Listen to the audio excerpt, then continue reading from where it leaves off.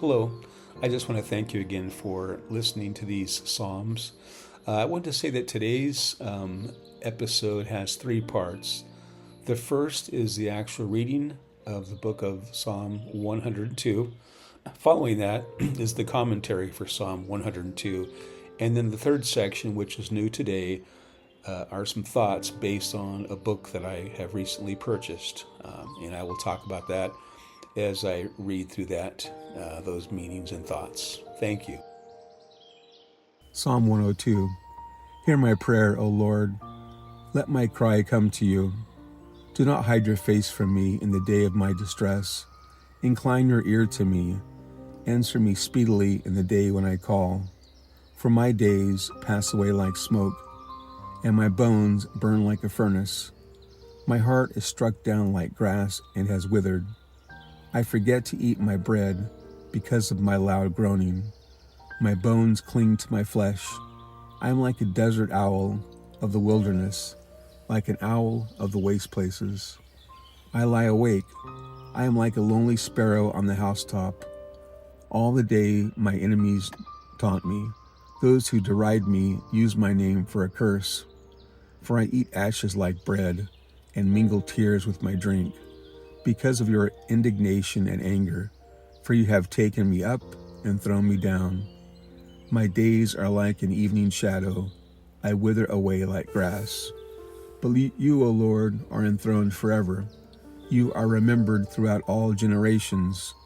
You will arise and have pity on Zion. It is the time to favor her, for the appointed time has come.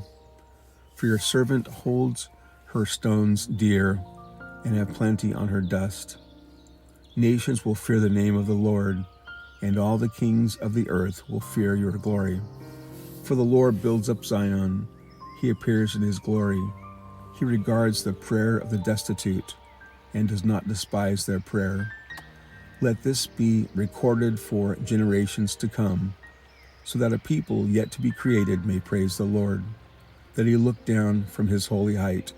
From the heaven the Lord looked at the earth, to hear the groan of the prisoners, to set free those who were doomed to die, that they may declare in Zion the name of the Lord, and in Jerusalem his praise, when people gather together and kingdoms to worship the Lord. He has broken my strength in mid-course. He has shortened my days. O my God, I say, take me not away in the midst of my days, you whose years endure throughout all generations. Of old you laid the foundations of the earth, and the heavens are the work of your hands. They will perish, but you will remain. They will all wear out like a garment. You will change them like a robe, and they will pass away. But you are the same, and your years have no end. The children of your servants shall dwell secure. Their offspring shall be established before you. Commentary for Psalm 102. Psalm 102 is a deeply personal and communal lament, a prayer of the afflicted, where an individual cries out to God amidst intense physical, emotional, and spiritual suffering, feeling life is fleeting and desolate like a lonely bird or smoke. The psalmist, likely speaking for a ruined Jerusalem, Zion, after conquest, despairs but finds hope in God's eternal, unchanging nature, trusting that a compassionate God will hear the pleas of the suffering, restore the city, and show favor to his people, leading to future praise and the nation's recognition of his glory. Key themes and meaning. 1. Desperate plea for help, verses 1 through 2.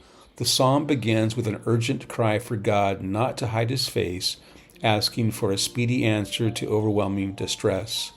2. Deep personal suffering, verses 3 through 11. Vivid imagery conveys the psalmist's state. Life as smoke or ash, days vanishing, bones burning, heart withered like grass, forgetting to eat. Loneliness and mockery, feeling like a desert bird with enemies taunting and cursing him. God's anger, believes this suffering comes from God's indignation and punishment. 3. Shift to God's enduring nature. verses 12, 25 through 27. The psalmist contrasts his frailty with God's eternal presence and creative power, grounding his hope in God's unchanging character. 4.